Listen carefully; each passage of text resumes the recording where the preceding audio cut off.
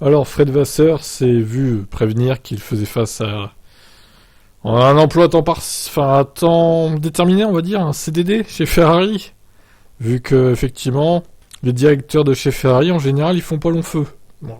Sauf s'ils sont compétents, évidemment. Donc c'est Peter Sauber qui a dit ça. En regardant Ferrari avec les chefs d'équipe au cours des 3 dernières décennies, le Suisse a souligné que seul le légendaire Jean Todt a occupé ce rôle pendant une longue période. Si vous recevez une offre de Ferrari, vous devez y aller, a déclaré Peter Sauber au journal suisse. Mais si vous connaissez l'histoire de cette équipe, en remontant au fondateur de l'entreprise Enzo, alors vous savez que les patrons d'équipe ont généralement une vie courte, à l'exception de Jean Todt qui a régné pendant 12 ans. Donc depuis Jean Todt fin 2007, 4 autres hommes ont occupé le poste. Il y a eu Dominique Cali qui a duré un certain temps, de 2008 jusqu'à sa démission en 2014. Il reste le dernier directeur de l'équipe à remporter un titre de F1 lors de sa première saison.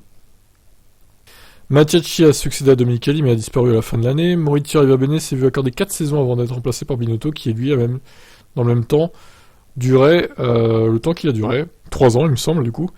Vasseur est très expérimenté, entrera dans ce nouveau travail en sachant très bien le poids des attentes qui pèsent sur lui.